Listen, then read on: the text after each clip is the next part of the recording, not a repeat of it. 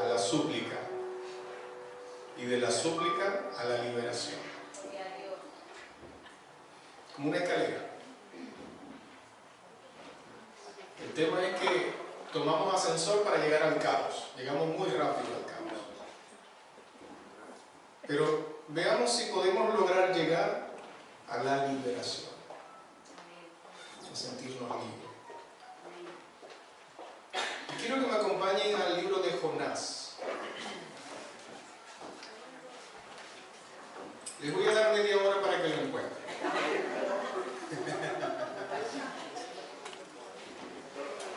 Ajá. Antes de Apocalipsis y después de Génesis. Jonás. Antes de Miqueas. Peor. Después de Abdías, Amós. Después de los profetas pequeños. Los profetas cortos.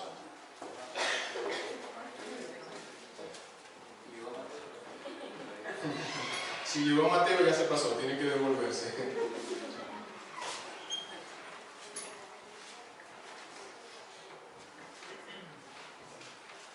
Y me gustaría hablar de la teoría de Edgar Morin, la teoría del caos.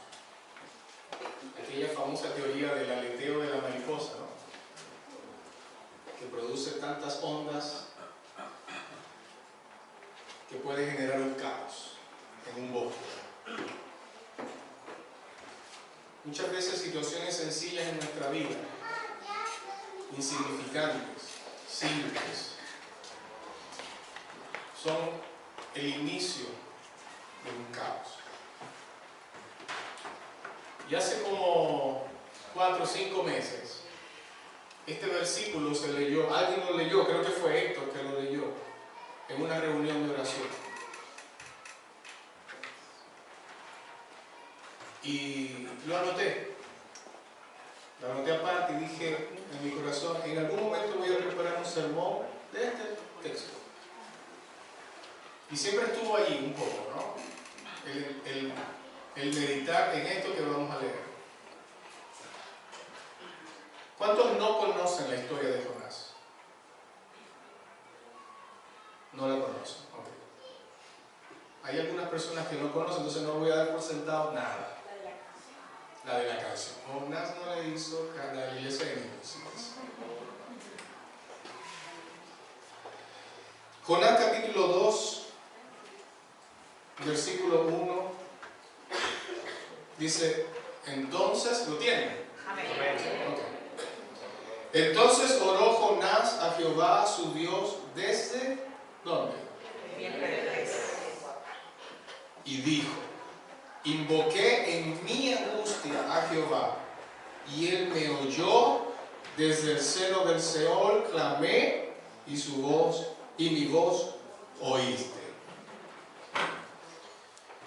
Haciendo memoria de la historia de Jonás, que no es la historia de Jonás, es la historia de Nínive.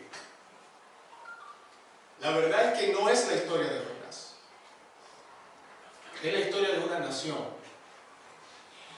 Una nación que entró dentro del plan de Dios. Quien fundó Nínive fue Nimrod. Libro de Génesis. Pero Nínive se convirtió, para resumir bastante la historia, porque no soy muy historiador y la secuencia es un poco larga. Nínive se convirtió en la capital del imperio asirio. El rey de Asiria se replegó a Nínive. ¿Quiénes eran los asirios? Los asirios fueron a quien Dios usó para azotar. Vamos a ir un momento nada más para tener una referencia. La Segunda de Reyes, capítulo 17.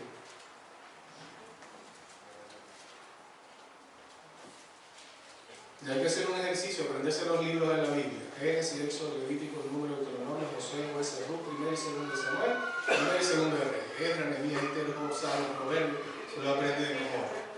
Y así no dura mucho tiempo buscando la Biblia. Eso no lo enseñaron en la iglesia de niños, la verdad.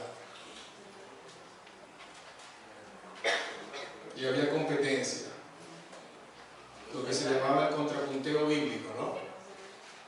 Y había unos niños de la fundación de la Casa Hogar El Buen Pastor que siempre nos ganaban. Siempre nos ganaban. Era versículo y versículo, versículo y versículo. Y ellos siempre nos ganaban, porque la abuela, una anciana, los ponía a leer la Biblia todo el tiempo. Bien, Segunda de Reyes 17 relata esta historia. Dice, en el año 12º de Acaz, rey de Judá, ya vemos una división del reino, comenzó a reinar Oseas, hijo de Ela, en Samaria sobre Israel, el otro reino. Los dos reinos estaban divididos. Samaria, la capital de Israel, en Samaria estaba el templo. Y reinó 9 años. E hizo lo malo ante los ojos de Jehová, aunque no como los reyes de Israel, que habían sido antes de él. Contra este subió Salmanasar, rey de los asirios, y Oseas fue hecho su siervo, y le pagaba tributo. Mas el rey de Asiria descubrió que Oseas conspiraba, porque había enviado embajadores a So, rey de Egipto, y no pagaban tributo al rey de Asiria, como lo hacía cada año. Por lo que el rey de Asiria le detuvo y le aprisionó en la casa de la cárcel. Y el rey de Asiria invadió todo el país y sitió a Samaria y estuvo sobre ella, la rodeó. Durante 3 años, poco a poco, fueron como una saga, ¿no? Estas sagas que nos gustan ver. Es lo mismo. Rodeó así Samaria, impidió que hubiera comercio exterior, impidió que Samaria pudiera comprar bienes, provisiones, y poco a poco se debilitó y se llevaron en cautiverio. 3 años. De manera que este imperio asirio fue utilizado por Dios porque ya era suficiente que el pueblo de Israel, en este caso uno de los 2 reinos, se alejara tanto de Dios. Eso solo como antecedente. ¿Quiénes más eran los sirios? Más adelante dice, en el versículo 10 del 2 de Reyes 18, dice, y la tomaron al cabo de 3 años, en el año 6 de Ezequías, el cual era el año 9 de Oseas, rey de Israel, fue tomada Samaria. Vuelvo a repetir, y el rey de Asiria llevó cautivo a Israel a Asiria y los puso en Alá, en Ebor, junto al río Gozán, se los llevó, y en las ciudades de los Medos, por cuanto no habían entendido, y esto es clave, no habían entendido la voz de Jehová su Dios, sino que habían quebrantado su pacto y todas las cosas que Moisés su siervo había mandado, y no las habían escuchado ni puesto por obra. El libro de Isaías habla también de esto, porque son los profetas, son los sacerdotes, hay jueces, hay gente que en las crónicas se relatan los imperios. Hoy vemos un libro que parece que fuera una historia de iglesia de niños. Onán no le hizo caso a la palabra de Dios, y por eso al mar profundo la gente lo tiró. Y vino un pez muy grande y Blum se lo tragó. ¿Por qué no le hizo caso? A la palabra de Dios. La canción. Y vino la corriente, muy lejos lo llevó a la playa de Nínive, ahí lo vomitó. ¿Qué más dice? Yo no me acuerdo. Y del susto que tenía la palabra predicó, creyeron toda la gente y hasta el rey se convirtió. Suena bonito. Hoy entiendo que Jonás se enfrentó al momento más rudo de su vida. Porque si usted lee los primeros versículos, cuando Dios le dice que vaya, Dios le dice, ve a esa tierra, ve. Y evidentemente, ¿para qué voy a ir allá? ¿Para qué? Y le dice, ve a confrontar, en otras palabras. Dice, levántate y ve a Nínive, aquella gran ciudad, pregona contra ella. La gente de Nínive era una gente de guerra, era una gente mala, perversa, porque aquí lo dice, porque ha subido su maldad delante de mí.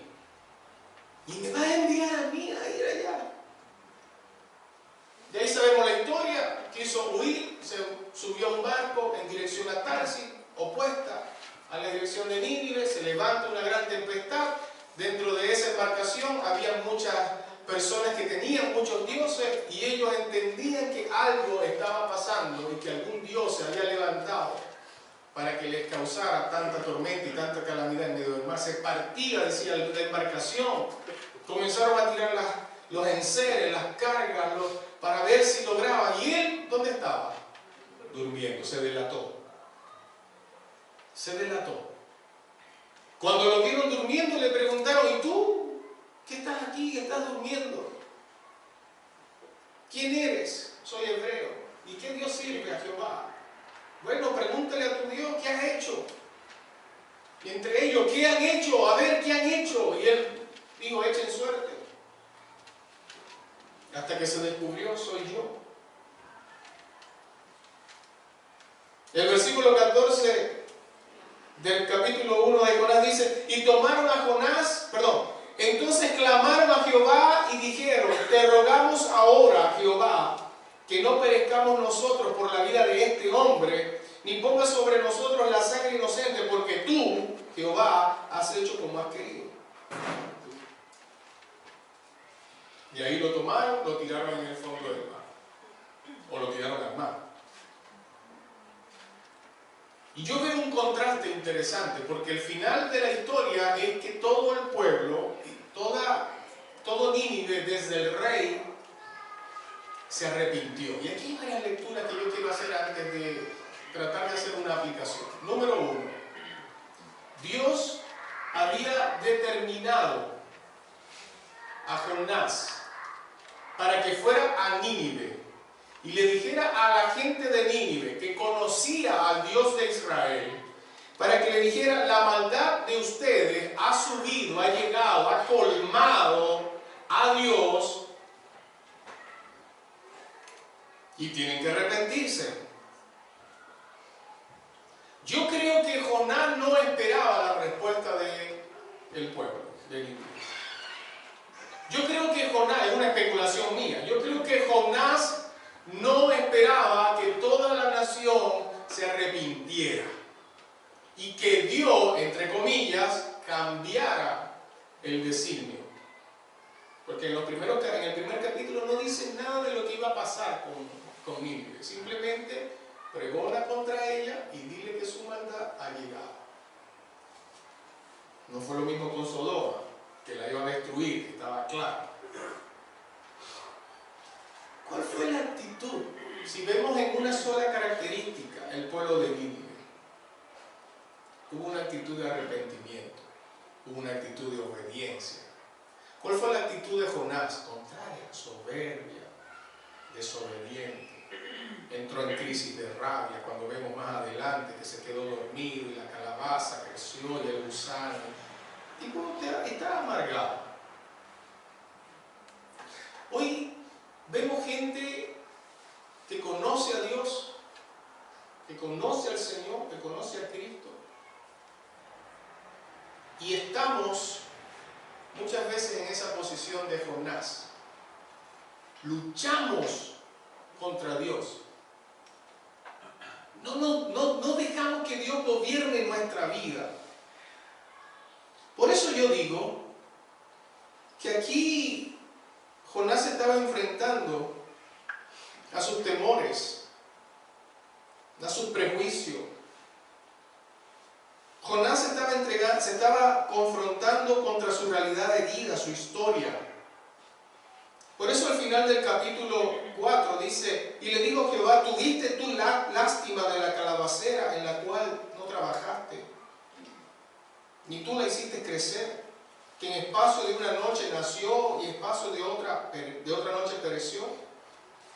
Y luego dice, el último versículo de Jonás dice: y no tendré yo piedad de Nínive, aquella gran ciudad donde hay más de 120,000 personas, que no saben discernir entre su mano derecha y su mano izquierda, y muchos animales. ¿Cuál es la misericordia de Dios para el pueblo de Nínive? Y uno que se suponía que conocía a Dios no entendía eso, no entendió la trascendencia. Hay tres cosas que yo aprendo en este capítulo. 3 cosas. Número 1, cuando se pierde el propósito, inicia el caos en nuestra vida. Cuando perdemos el propósito por el cual Dios nos ha diseñado. Jonás fue llamado con un propósito. Y él quiso desviarse de su propósito. Comienza una lucha interna en nuestra vida. Y comenzamos en nuestra mente a tener cantidad de pensamientos y de ideas para justificar nuestras acciones, para justificar aún nuestras decisiones. Y aquellos que están más cerca de mí saben de lo que yo estoy hablando también. Pero cuando hay un caos,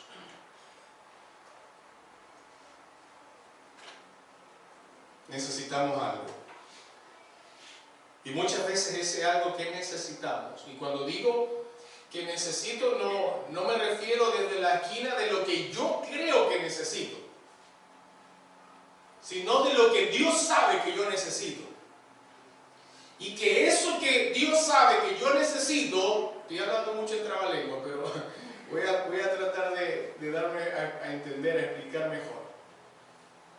Lo que Dios sabe que yo necesito va a resolver el caos que hay en mí. Hay gente que, con los hermanos, amigos de la iglesia, con los que hemos tenido una muy buena relación y hablamos del día a día, de las dificultades del día a día. Y quizás alguno va a decir, eso lo está diciendo por mí. Bueno, sí, también. ¿Para qué vamos a entrar en discusiones polémicas que el Espíritu Santo me reveló todo? No, sí, me lo reveló, pero me lo reveló cuando te oigo. Me lo pone en el corazón cuando escucho tu necesidad. ¿Ves? Lo pone en mi corazón y comienzo a clamar porque lo mismo que te está pasando es lo mismo que me está pasando. Entonces como que estamos metidos en la misma ballena. Muchas veces necesitamos una ballena, un pez gigante, nos vamos a entrar en cuestiones si es un pez, si es el leviatán, si no sé qué. Nos va a meter el Señor, producto de nuestras propias decisiones, en el estómago, donde quizá algunos me podrán decir, ¿será eso verdad? ¿Será un mito? ¿Será una metáfora? Yo lo creo. Dios envió un animal marino que se tragó a Jonás y Jonás estuvo ahí 3 días. No voy a cometer el error de decirte que el caos se acaba en 3 días de angustia, porque yo tengo más de 3 días en angustia y todavía no se ha acabado. Pero de lo que yo sí estoy seguro es que cuando yo estoy en medio de la angustia, aunque esté dentro de ese pez, Él clamó a Dios. Él clamó. Entonces es como que ese clamor que sale de nuestras entrañas y de súplica al Señor. Dice, invoqué en mi angustia a Jehová. La angustia es ese lugar donde Jonás estaba.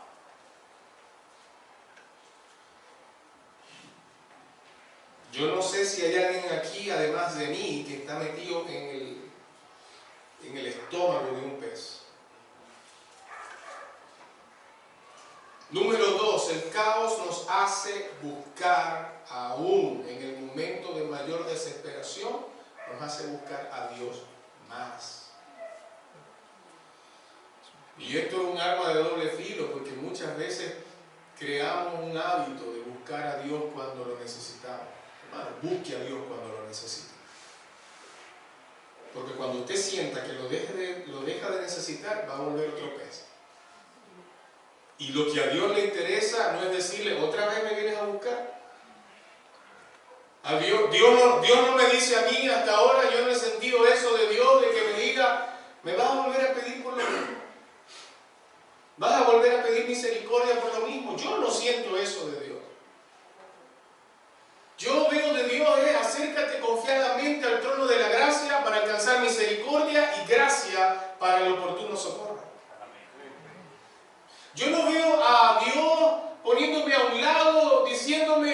Te lo he dicho. Te lo he dicho y te lo he dicho y te lo he dicho. O a veces como la mamá, ¿no? Que nos pegan diciéndonos en sílabas. ¿Cuántas veces te voy? Decirlo de una vez rápido. Yo no veo a Dios así. Pero hay un trato de Dios. Quien manda a la ballena es Dios. Quien tiene el control de la ballena es Dios. Quien tiene el control de las circunstancias es Dios. Quien tiene un plan es Dios. Amén. Amén. Ay. Porque Dios tiene un plan. Y nosotros somos tan Jonás que no queremos entender el plan de Dios. Que queremos huir porque creemos que nos vamos, que Dios no me va a proteger como Jonás en Nínive. O que se pierdan. Que se pierdan. Si tanto mal nos hicieron, que se pierdan. Y número 3. Siempre, y esto es un absoluto, sine qua non, el plan de Dios es mejor. Siempre el plan de Dios es mejor. Aunque yo tenga en mi mente. Yo no sé en qué momento Jonás oró. En el día 1, en el día 2 o en el día 3. Yo no lo sé. Yo no sé en qué momento. Pero escuche la oración de Jonás. No es como la oración de Harold, ¿no? Que es muy alentadora. Me echaste, versículo 3 del capítulo 2 de Jonás. Me echaste a lo profundo en medio de los mares y me rodeó la corriente. Todas tus ondas. Él entendía el poder, la majestad y que Dios tenía el dominio de todos, de todo. Y sus olas pasaron sobre mí. Entonces dije, desechado soy delante de tus ojos. Pero tenía la esperanza, mas aún veré tu santo templo. Las aguas me rodearon hasta el alma. Rodéame el abismo. Y el alga se enredó en mi cabeza. Descendí a los cimientos de los montes. La tierra echó sus cerrojos sobre mí para siempre. Entonces aquí viene el caos, la súplica y la liberación. Mas tú sacaste mi vida delante de la sepultura, oh Jehová, Dios mío. Cuando mi alma desfallecía en mí, me acordé de Jehová. Y mi oración llegó hasta ti, en tu santo templo. Los que siguen vanidades ilusorias, su misericordia abandonan. Mas yo con voz de alabanza te ofreceré sacrificio. Pagaré lo que prometí. La salvación es de Jehová. Y según el relato bíblico, dice que y mandó Jehová al pez y vomitó a Jonás en la tierra. ¿Cuándo salimos del caos? ¿Cuándo podemos salir del caos? Sea el tiempo que estemos en caos. Cuando nos acordemos de Jehová. Cuando entendamos que Jehová oye nuestra oración. Y sin ninguna duda, cuando nos pongamos a cuenta con Él. ¿Contra qué estás luchando tú? ¿Contra qué estamos luchando el día de hoy? ¿Cuántos peces o cuántos estómagos tenemos en la cabeza? Alguno podrá decir, salgo de una ballena y me meto en otra.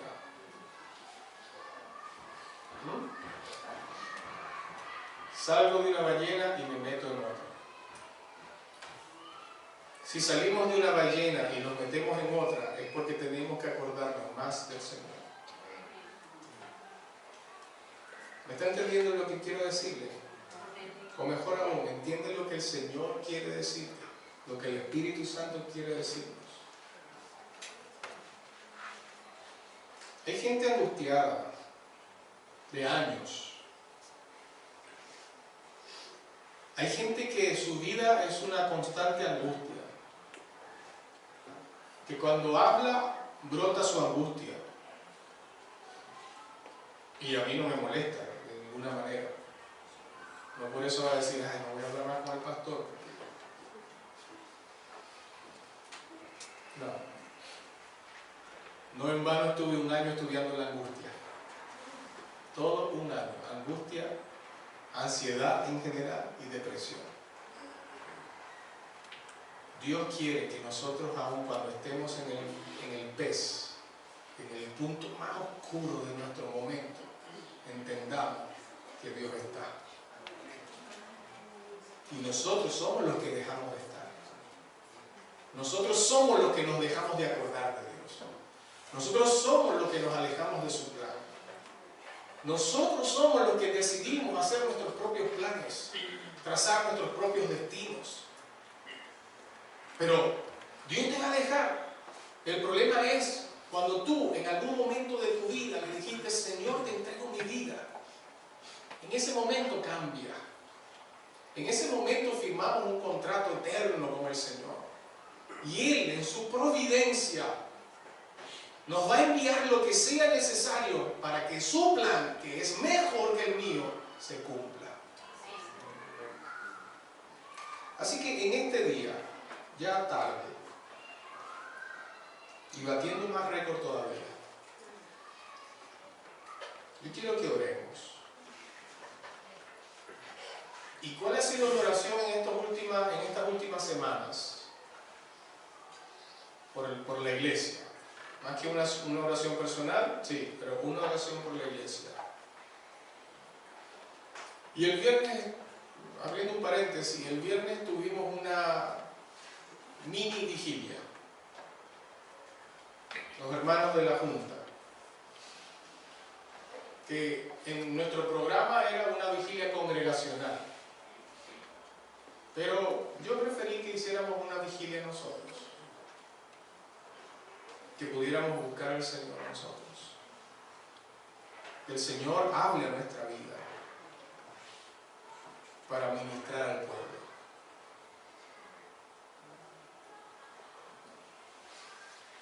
No tengo la fecha y si yo me puede ayudar, en el mes de abril tendremos un ayuno congregacional. ¿Tienen la fecha, hermano?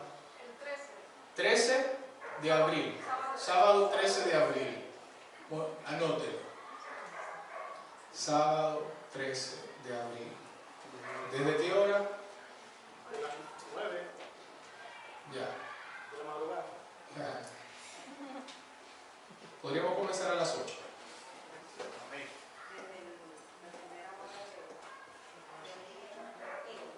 Sí, no, pero desde las 8. Necesitamos buscar más al Señor. Cuando yo comienzo a escuchar, y comienzo a vivir, ¿no? Porque vivimos en paralelo, es porque algo no estoy haciendo.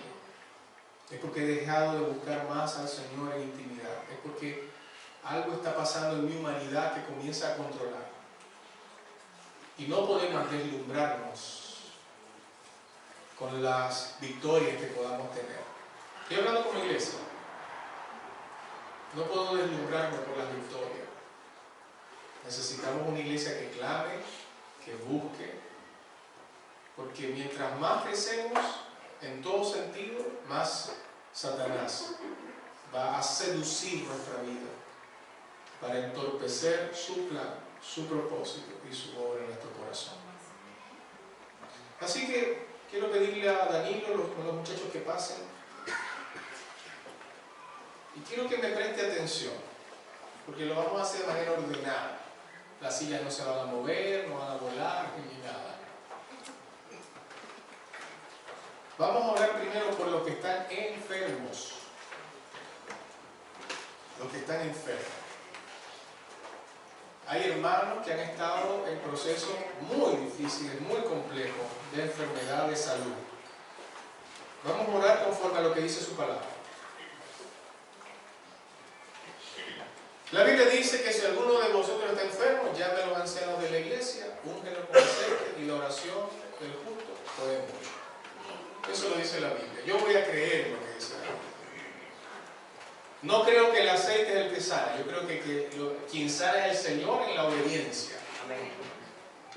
Entonces los que están enfermos, pasen adelante. Todos los que están enfermos. Si no, los comienzo a nombrar yo. Por la buena. Sí, yo los nombro.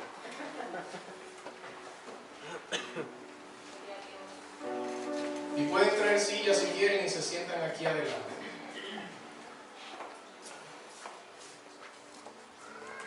Pero yo creo que Dios va a traer liberación. Amén. Amén. Si pueden darle una silla a la hermana. Mauricio pasa. Siéntese, hermana Mónica.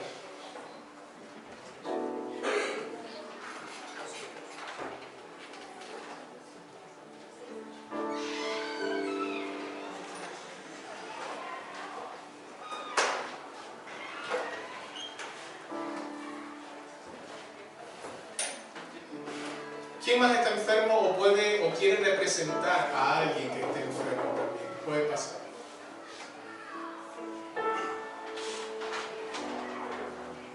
Pasa. Aquí más espacio de este lado. Ahí está.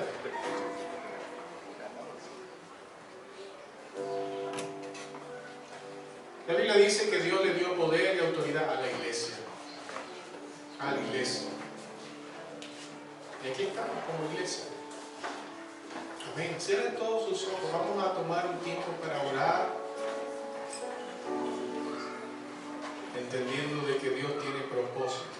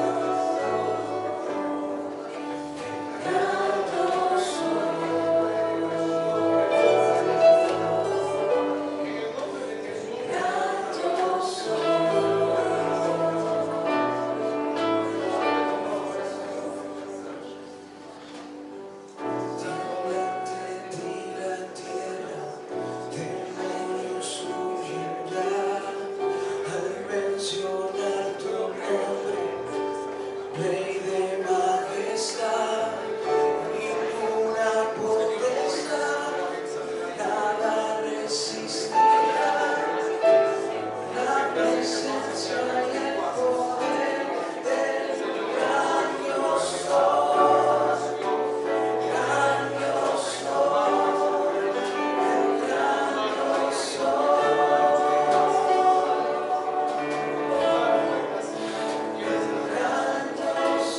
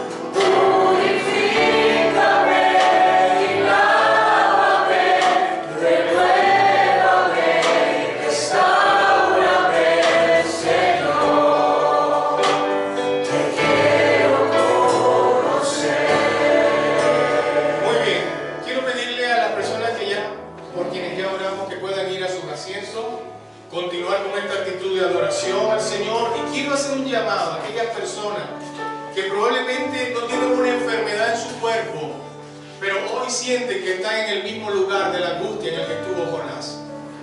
Hay angustia, hay ansiedad, hay depresión, hay soledad, hay vacío, todo lo malo que podamos estar viviendo y que tú no quieres seguir cargando con eso, pasen adelante, queremos orar. Pasen, queremos orar. Pase aquí adelante. Dios no quiere que tú sigas cargando un peso. Dios quiere que en medio de tu proceso, en medio de tu carga, Él pueda ayudarte. Pasen más aquí adelante. Sigamos adorando al Señor. Si pueden ponerse de pie y adoremos al Señor. Y si alguien en algún momento quiere pasar y quiere orar con los hermanos que están aquí, también pueden hacerlo. El Señor está en este lugar porque esta es su casa. Él habita aquí, donde estén dos o más reunidos en su nombre. Cierren tus ojos, cierren todos sus ojos. Aquí está tu Señor.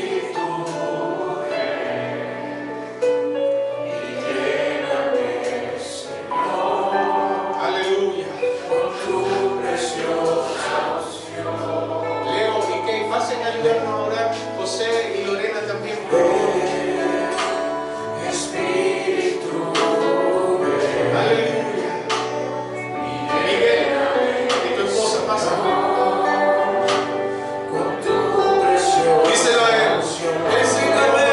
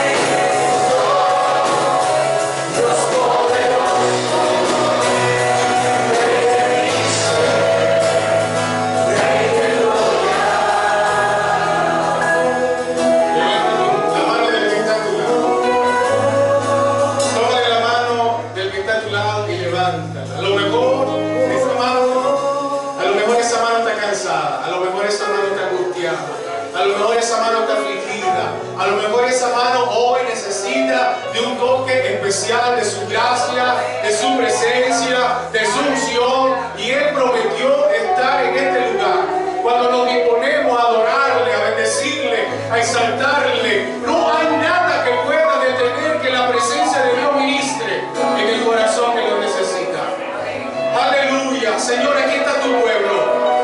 Aquí está tu pueblo, Señor. Y hoy hago una oración especial por aquellos que hoy no pudieron venir, porque están angustiados, porque están afligidos, porque tienen problemas económicos. Señor, hoy pedimos que tú les visites, pedimos que tú les levantes, pedimos que tú les restaures en el nombre que es sobre todo nombre. Y yo creo, Señor, que tiempos de liberación tendremos. Tiempos de liberación tendremos en nuestra vida, en nuestra historia, en nuestra familia, en nuestro país. Hoy, en el nombre de Jesús, bendecimos a esta nación con el poder de tu gracia. Bendecimos nuestro país, Venezuela. Que el poder de tu nombre se haga presente para la gloria de tu nombre. Te doy gracias. Dale gracias a Dios. Dale gracias al Rey. Aleluya. Aleluya. Aleluya. Aleluya. Gracias, Dios, porque tú tienes planes eternos. Oramos por Nicaragua. Oramos por la isla de Cuba. Que el poder de tu gracia se haga presente, Señor. Bendecimos, Señor, tu nombre. Dale un aplauso al Señor. Dale un aplauso al Rey de Reyes. Aleluya. Aleluya. A su nombre, gloria.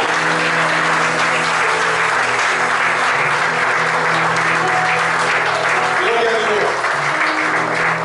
¿Pueden tomar asiento, por favor, unos minutos?